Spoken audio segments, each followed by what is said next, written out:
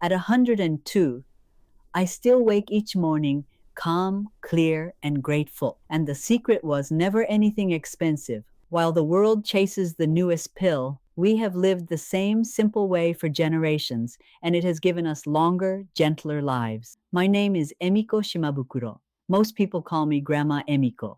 If you would like the old Japanese ways of living warm and well, take a moment and subscribe.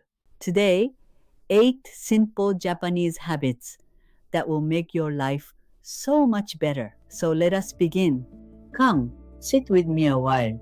There is no hurry here. In my country, we have a saying that the tea tastes sweeter when you are not rushing to swallow it. And I have found the very same is true of a whole life.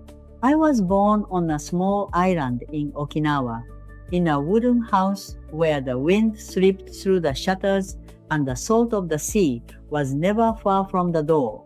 We rose with the light and slept with the dark, and the days had a shape to them that the body could lean upon. My mother lived to 96. Her mother lived past 100, and she was sharp and laughing to the very end. And I will tell you plainly, they did not have a doctor waiting on every corner, nor a shelf of bright bottles lined up in the cupboard. What they had was a way of living, handed down like a family recipe from careful hands to careful hands. That is what I wish to hand to you today, while I am still here to do the handing. On my island, the old ones were not tucked away out of sight, as I hear they sometimes are now. They sat at the center of the family, in the warm heart of the house, useful to the very last, minding the little ones, tending the garden, telling the long stories after supper while the lamp burned low. To grow old was never a shame, nor a burden. It was a kind of quiet harvest. That too is part of what I mean to pass along to you. I am no doctor. I am only an old woman who has watched a great many years go by and who has buried a great many people she loved. Some of them chased every new cure, every powder, every pill, every promise the world could sell them. Others simply lived the old, quiet way and outlasted them all. So hear me plainly, the way my grandmother once said it to me, with her warm hand resting upon my own. The things that keep a body well are not new, they are not costly, they are small and they are gentle, and most of the world has simply forgotten them. 8 of them I will give you now. Take the ones that suit your life and leave the rest for another day. I only ask that you listen the way you would listen to your own grandmother, not for cleverness, but for the plain warmth of a thing that has already been tried and tried again and found to hold. So let us begin with the very first. Let me pause the way we always pause to make the tea. My family asked me to write these old ways down. So at last, we made a small book of them, the habits, the recipes, the gentle remedies my mother handed down, so they need never be lost. You will find that little book in the description below, waiting like a warm cup left out for a friend. The first habit is the one we say at the table, before the food is even touched. Hara hachi bu. It means eat until you are 8 parts full, and then lay down your chopsticks. Not stuffed, not groaning, just 8 parts of 10 and no more. In the West, I am told, people eat until the plate is clean or until the belt grows tight and the buttons complain. We were taught the opposite from the time we were small. Serve the food in small dishes, many little dishes, so that the eye is content before ever the belly is. Eat slowly. Speak between the bites. Set the chopsticks down while you listen to the person beside you. And when you feel that first soft touch of fullness, Stop there and be satisfied. Now, why should so small a thing matter so very much? Because the belly is slow to send its message up to the head. It takes a little time to arrive, near the length of a whole cup of tea. And there is a wisdom in the small dishes themselves. When the food comes on one great heap plate, the hand keeps reaching until the plate is bare, whether the body still wants it or no. But a little rice in one bowl, a little fish in another, a few greens in a third, the eye counts, the hand slows, and you come to the gentle end of the meal before ever you have gone past your need. So if you eat until you feel truly full, you have already eaten far too much and only do not know it yet. Leave a little room always. Hear me, though I do not mean you should go hungry, and I never mean a child or a sick body should be kept from food. That is a different thing entirely. I mean only this small daily restraint for a grown and healthy person. My whole long life I have risen from the table life, never heavy, never sorry, and I believe that one small mercy to the body has carried me further than any medicine ever could. Eat until 8. Let the last 2 parts be your quiet gift to tomorrow, and you will find in a week or 2 that the belly learns this quickly and stops asking for more than it truly needs. The stomach is a humble student. It wants only a patient teacher. The second habit is the very reason I get up at all. We call it ikigai.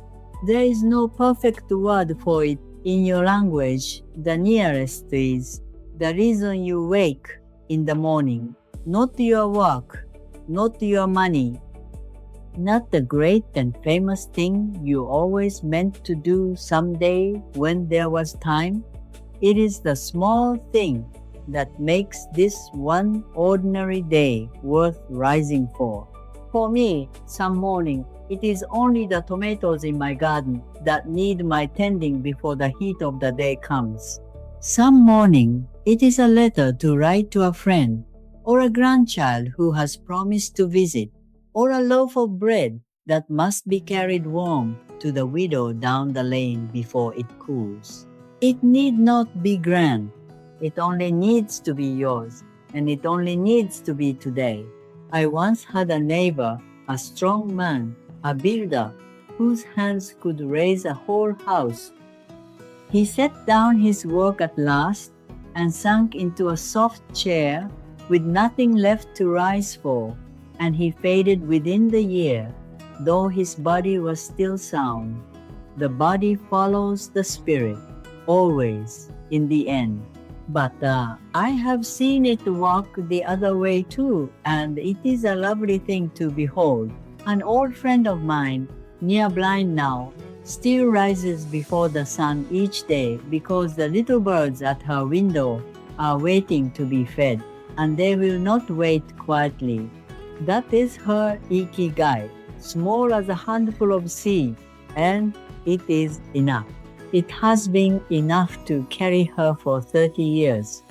When you have a reason to stand up, the body will find a way to stand up. So find your small why and keep it close. Guard it like a warm coal in the cold of winter. A person with a reason to wake will go on waking for a very long time indeed. So, each night, before you close your eyes, decide upon the one small thing that will call you up out of your bed come morning. Even that much, small as it is enough to change the whole shape of a life. The third habit is this: keep moving gently all the day long. Now hear me clearly. I have never once lifted a weight inside a gymnasium in all my 102 years. I would not know what to do in such a loud and shining place with all its mirrors. But I have never sat still for long either. And that is the very secret most people miss entirely. It is not the hard hour of exercise that keeps you. It is the thousand small movements of an ordinary day, threaded one after another. I sweep the step, I kneel in the garden and rise again, and kneel and rise 100 times before noon. I walk to my neighbor's door rather than telephone her. I carry my own water, I hang my own washing, I bend and reach and stir and climb my own small stairs. Our old houses were built for this: low tables, cushions upon the floor, a garden that forever needs one more thing done to it. The body was made to move, and a body that stops moving begins very quietly to close its own doors one by one. And there is no shame in a slow pace, none at all. I do not rush at any of it. I move the way a river moves, always going, never hurrying, and a river, you will notice, wears down whole mountains in the end, simply by never stopping. So do not sit for hours on end, however soft and welcoming the chair. Rise often. Take the longer path when there is no reason to hurry. Bend for what you drop instead of leaving it.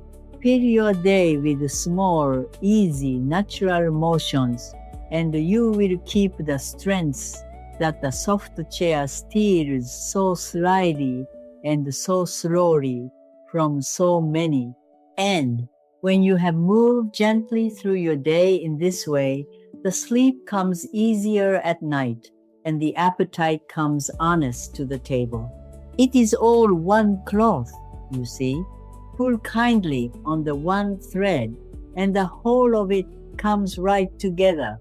The fourth habit is the one I hold in my two hands each morning and each afternoon, a warm cup, green tea mostly.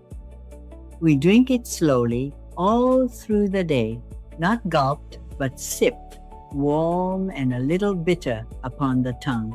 There is something in that green leaf that is good for the blood and good for the heart, the young people tell me.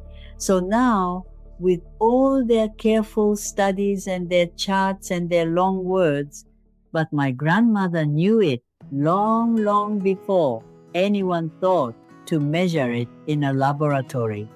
And it is not only the leaf, mind you, it is the pause. To make the tea properly, you must stop what you are doing. You must wait for the water to come to the boil, warm the little pot, and simply breathe while the leaves steep and open. It is a small ceremony of calm, 3 or 4 times a day, that says to the whole tired body, peace, now there is no emergency, all is well, all is well. Now, I will be honest with you about one thing, for I will not tell you a half-truth to make a habit sound grander than it is. The tea is no cure for any real illness. If you are truly sick, go and see a doctor, and do not sit at home with only a teapot for company, but as a daily comfort, as a small anchor of calm dropped again and again into a restless day, I know of nothing finer and nothing cheaper. And warm water alone, plain and hot, first thing in the morning before anything else touches your lips, is a quiet kindness to the insides that costs you nothing at all. Warm your body from within before you ask anything of it. Sit. Do not gulp. Let the cup be your good and gentle reason to be still a moment in a hurried world. I have kept that little kettle warm through wars and through hard winters, through griefs that I once thought would surely break me, and it has never yet failed to steady my 2 hands. The 5th habit comes at the end of the day, when the work is finally done, the bath. Not a quick shower to rinse and run, but a true warm soak up to the shoulders in water as warm as you can gladly bear. The ofuro, we call it. Every evening of my long life, I have lowered myself down into that warm water and let the whole day loosen and float up out of my shoulders and my knees. The heat eases the old joints that have carried me so far. It quiets the busy, chattering mind for sleep, and more than either of those, it draws a clear, kind line between the noise of the day and the deep rest of the night, a way of telling the body, the working is finished now, you may let go, you have done enough for one day. People sleep so poorly these days, I hear, tossing half the night with their glowing little telephones held up before their faces in the dark. Try instead the old way, a warm soak, a dim and quiet room, no bright screens, and a body already at peace before ever the head touches the pillow. Sleep is where the body mends itself, stitch by patient to stitch, all through the dark hours. And if you have no deep tub to sink into, many do not, I well know then a simple basin of warm water for the tired feet at the day's end will do a great deal of the very same kindly work. Warm the body, quiet the mind, and let the warm water tell you gently that the day is truly over now. Guard your sleep as you would guard a treasure, and begin it always in warm water. You will wake, I think, feeling less like a person who was merely not awake, and more like a person who was truly and deeply rested. And there is a very great difference between the two. The sixth habit sits upon my plate at nearly every meal, many small colorful things, and always something soured or fermented besides. We did not eat great heavy slabs of one single thing until we could eat no more. We ate a little of many things, fish and greens and roots and beans, seaweed brought up dark and glistening from the sea, a purple sweet potato, a warm bowl of miso soup made the same patient way it has been made for 1,000 years and more. That miso, that pickled vegetable, that quiet fermented bean, they are alive, truly alive, and they carry a hidden goodness down into the belly that keeps the whole body strong from the inside out. Eat by color, my mother used to tell me as she worked at the stove. A plate of many colors is a plate of many blessings. And keep the fish and the plants at the very center of your table, with meat only now and then, as a welcome guest rather than the master of the meal. Now, you need not follow it just exactly as I have, for your land grows different things than my small island ever did. Only lean your plate toward the garden and the sea. Add a little something fermented for the gut, and eat a little of many things rather than a great deal of one. Your body will thank you slowly, quietly, over years and years. One honest word, though, before we move on.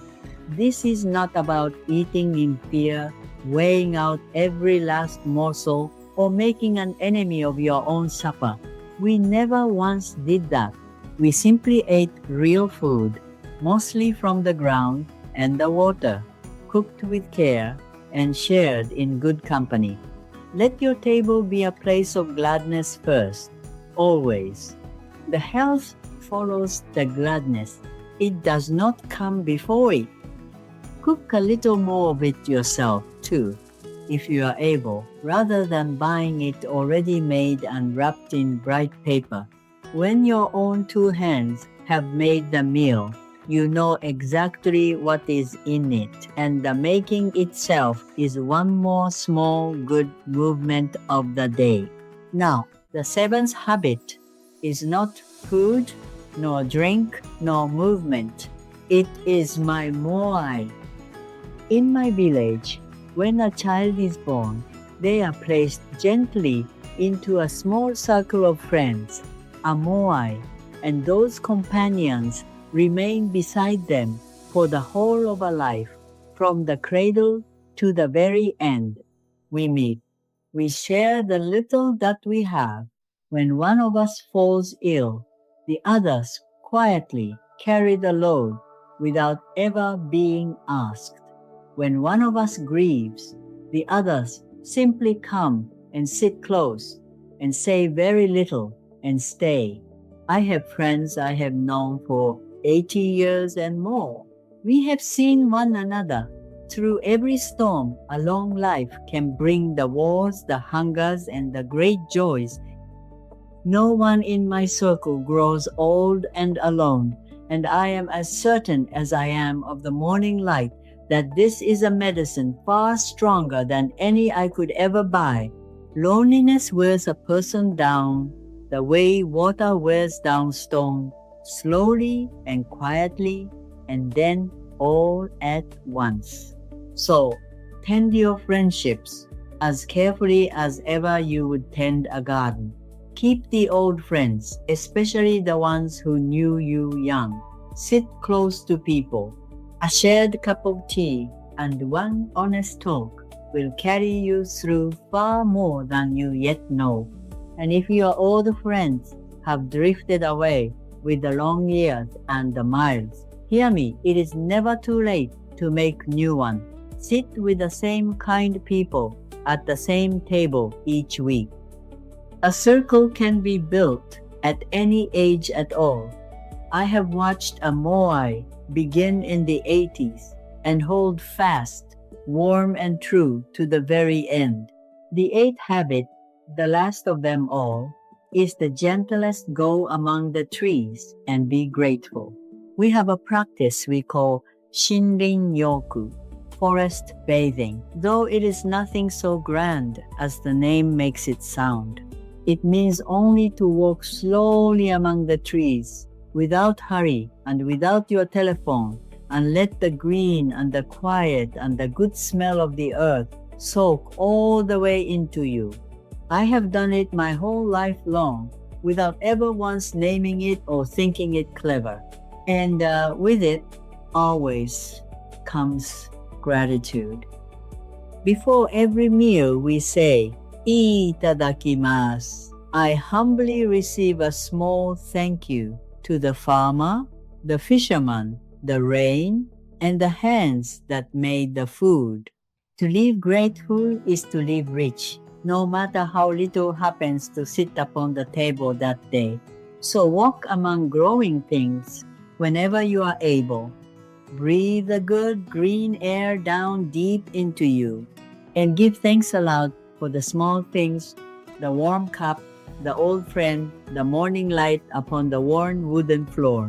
A grateful heart is a calm heart, and a calm heart, I promise you, beats a long, long time. And you need no great forest, either a single tree in the yard, a pot of green herbs upon the windowsill, a slow walk past the neighbor's garden. Any of these will do. The trees do not ask where you found them. They ask only that you slow down long enough to notice them at all. So there they are, the 8, laid out plain before you. Eat until you are 8 parts full. Keep a reason to rise. Move gently all the day long. Warm yourself with tea. Soak the evening away in a warm bath. Fill your plate with many small living things. Hold your friends close through all your years, and walk among the trees with a grateful heart. Not one of them is new. Not one of them is costly. My mother knew them, and her mother before her, and now you know them too. And so, you see, they are not forgotten after all. That thought alone makes an old woman glad. I did nothing clever. I kept small good habits, day after day, long after clever people set them aside for something new and shining. And the days quietly became years, and the years became 100 and more. That is the whole of it, if you can even call it a trick. There is no trick. There is only the keeping. I am 102 years old, and I will tell you the honest truth as I have come to see it, sitting here in the last of the light. The world will always try to sell you something newer, faster, dearer than the last thing it sold you. But the things that truly keep us are old and quiet and very nearly free. Do not try to swallow all 8 at once, as though it were a race, for that is the very hurry we are trying to leave behind. Choose just one habit to begin with, only one, and let it settle down into your days like a small stone settling slowly to the floor of a still, clear pond. Then, when you are ready, and not one moment before another, there is no hurry in any of this. There never was. That is rather the whole quiet point of it. Now, before you go on with your day, I would truly love to hear from you. Which of these 8 will you begin with first? And where in this wide world are you sitting as you listen to an old woman from a small island in Okinawa? Write to me down below. I read every single letter, and it warms my old heart to know these gentle ways are traveling so far from the home that first made them. Take good care of your body, take good care of your people, and take good care of the quiet in your own heart. Until we meet again, this is Grandma Emiko, wishing you, with all my heart, a long and gentle life.